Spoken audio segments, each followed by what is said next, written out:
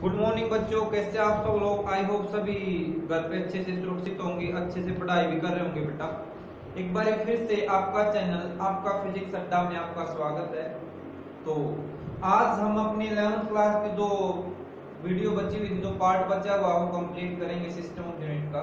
उससे पहले आप लोगों के एक छोटा सा मैसेज भी है कि जैसे कि आज 9 डेट है, कल 10 हो जाए, कल मदर्स डे है बेटा। तो इस प्लेटफॉर्म के माध्यम से आपको एक बात बोलना चाह रहा हूँ कि जितने ही बच्चे मुझे देख रहे हैं कि मदर्स डे हम सब की लाइफ में एक इम्पोर्टेंट डे होता है। इस पे मैंने एक वीडियो भी डाली है। बस अभी इतनी रिक्वेस्ट करना चाहूंगा कि कल मदर्स डे है। हमारी माँ हमारे लिए, बच्चों के लिए, फैमिली के लिए 365 दिन या कहूँ पूरी जिंदगी काम करती है, बिना रुके बिना थके दिन रात लगी रहती है। तो हमारा इतना फर्ज बनता है कि मदर्स डे के दिन कोशिश की जाए कि हम अपनी माँ को एक दिन का रेस्ट, एक दिन की छुट्टी दें। कोई लड़का है, लड़कियां, सभी अपनी कोशिश करना, फ्रेंड्स, बच्चे या मेरे से जो बड़े हैं सभी के लिए बोल रहा हूँ कि आज आप ये करें कि आज आप बोल रहे हैं कि मम्मी कल आप कोई काम नहीं करोगे, मदर्स डे के दिन सब काम हम करेंगे, एक दिन का रेस्ट दिया जाए। अगर एक दिन का छोटे बच्चे हैं तो आप आधे दिन का तो कम से कम दे ही सकते हैं। तो इतना तो रिस्पेक्ट बनती है, फुल डे दो तो बहुत अच्छी बात है। तो यही मेरे दिल से इच्छा है कि आप कोशिश करें जरूर। तो वापस अपनी क्लास पे आते हैं। तो एक वीडियो भी बनाई है मैंने मदर्स डे पे, एक पोइम डाली है, अगर आपको अच्छी लगे। इस बार तो मैं सीरियसली बोलने वाला बेटा, माँ के लिए कुछ भी लिखा गया बुरा तो हो ही नहीं सकता, सब अच्छा होता है। तो आप उस वीडियो को लाइक और शेयर पक्का करें, लाइक शेयर एंड सब्सक्राइब, ताकि ऐसी ऐसी मोटिवेशनल वीडियो, कुछ अच्छी बातें आपको बीच बीच में मिलती रहे, आपके जानकारों को मिलती रहे। Thank you. अब हम बात करते हैं यूनिट 1B हमने स्टार्ट कर रखी थी, जिसका नाम था सिस्टम ऑफ यूनिट्स। आज इसी भी आप एक आइडिया और आया कि आज से हम बोर्ड को भी कलरफुल बनाएंगे और आप अपनी नोटबुक को भी कलरफुल बनाने की कोशिश करना। हेडिंग अलग से यूज करेंगे, थ्योरी अलग से, कुछ इंपॉर्टेंट होगा उसको अलग पॉइंट से। तो अब आता है बेटा some important prefix.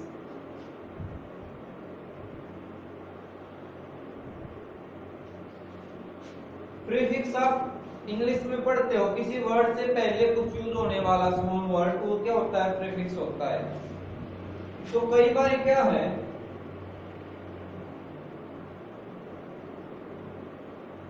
Physical quantity,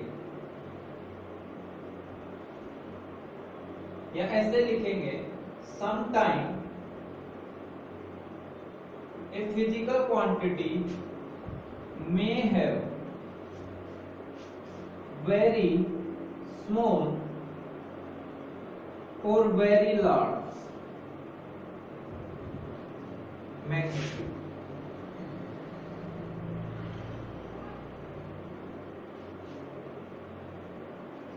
ठीक है।